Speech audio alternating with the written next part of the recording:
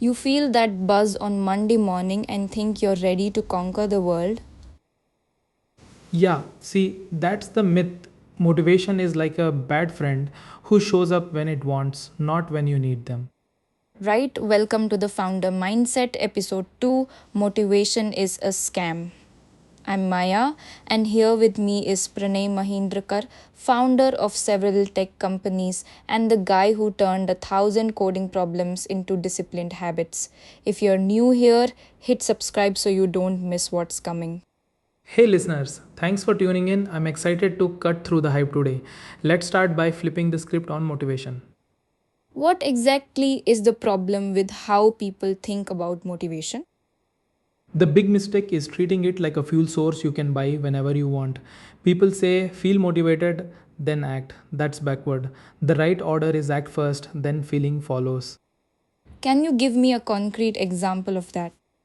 Sure, imagine you're supposed to write a feature for your app. You wait until you feel inspired, but the deadline is tomorrow. Motivation will vanish when the clock ticks past noon. Instead, decide right now I'll sit at my desk, open the IDE, and type for 15 minutes. What happens after those 15 minutes? You built momentum. The task feels less daunting. You're not waiting on a vague emotion, you're doing it because you promised yourself to start, which is discipline. So, discipline beats motivation. How do you build that discipline? I use two simple rules. First, the 5-minute law. If you don't feel like it, commit only 5 minutes. 90% of the time, you won't stop. What's the second rule? Second, design friction to make skipping hard. Lay out your tools before bed. Put your phone in another room. Schedule the task first thing after breakfast. That way, the disciplined choice is the path of least resistance. Sounds doable, but why does this matter for founders?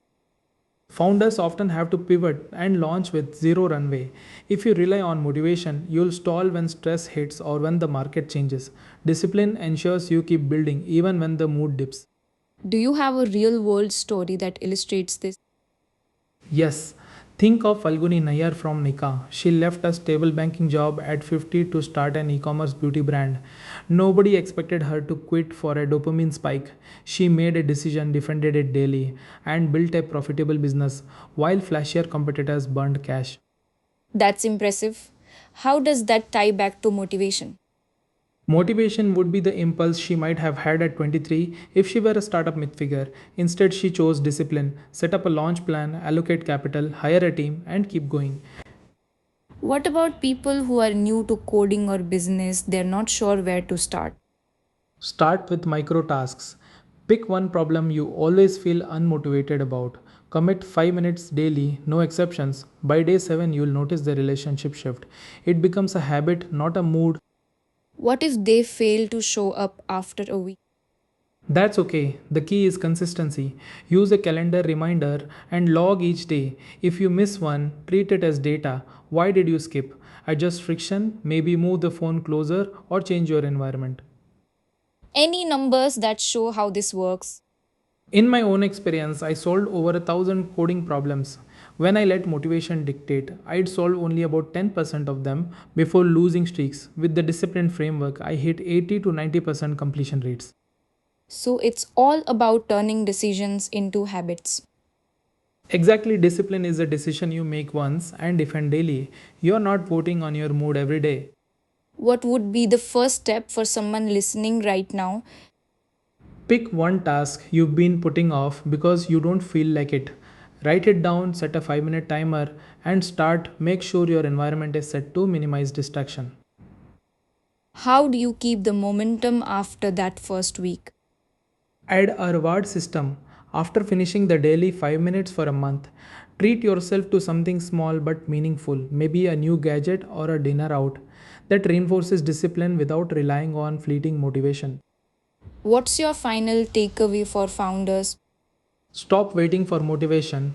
Build the house of discipline and let feelings flow in as guests, not landlords.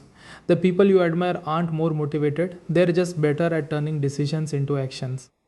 So you're saying we should just commit to 5 minutes no matter what? Yeah, see, that's the 5-minute law. You decide the time, not your mood. It becomes a law, not a wish. And if I finish those 5 minutes, what's next? You keep going until you hit the goal. The trick is to make starting easy. Set up your workspace the night before, put your phone on do not disturb, and have a clear objective. Got it? So we eliminate friction and give ourselves a tiny win. What's another rule in your system? Rule 2 is the 80-20 check. After you've done 5 minutes for a month, review what you achieved. If 80% of that time delivered results, adjust the scope and keep iterating. Interesting. How do you decide which tasks are worth this daily ritual? Pick the one that feels most stubborn. The task you say, I'm not doing it. That's where discipline can turn the tide. I once had a product feature stuck for months. 5 minutes a day broke the inertia. Do you set deadlines on those 5 minute blocks? Absolutely, calendar weeds, timers, alarms, whatever forces you to commit. Think of it as a micro contract with yourself. You mentioned rewards earlier. How do they fit in without becoming another motivation source? Rewards are external validation, not emotional fuel.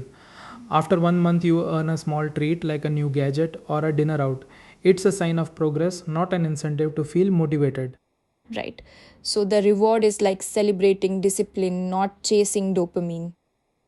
Exactly, it reinforces the pattern without creating a dependency on emotion. I'm curious about that Falguni Nayar example. How does her story illustrate this? She left banking at 50, no hype, just a decision to start Nykaa. She built a disciplined routine, weekly budgeting meetings, daily product reviews. Her competitors burned cash chasing trends. Discipline outpaced motivation. So, age didn't matter, it was the decision that counted. Yes, motivation fades in crisis, but decisions stay locked as laws. What about people who feel burnt out? Does 5 minutes help then? It forces a micro commitment that proves you can act even when drained. That proof rewires the brain to associate action with capability, not energy.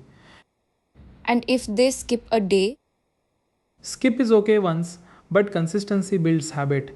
If you miss daily for more than 3 consecutive days, reassess why. Maybe your task scope is too large or your environment too noisy. got it? One last thing, any tools you recommend? Use a simple timer app like Focus Keeper or Pomodoro. Pair it with a habit tracker such as Habitica to see streaks. The data keeps you accountable without chasing feeling. Thanks, that's solid. Quick pause. If you're listening and this helped, hit subscribe, drop a like, or share with someone who needs to ditch the motivation myth. And now back to us. What would be your core takeaway for founders out there? Discipline is a law you set once and defend daily. Let feelings flow in as guests, not landlords. The people you admire built houses of discipline, not temples of motivation. Any final thought on how to start today? Pick one task that feels like a mountain, commit 5 minutes tomorrow morning, and treat it as a contract with yourself. You'll see the world shift. Perfect. I love that concrete call to action. We're almost out of time. Any quick recap? First, don't wait for motivation. Start with a tiny fixed commitment. Second, treat discipline as a law. Set it, defend it, and let results prove you.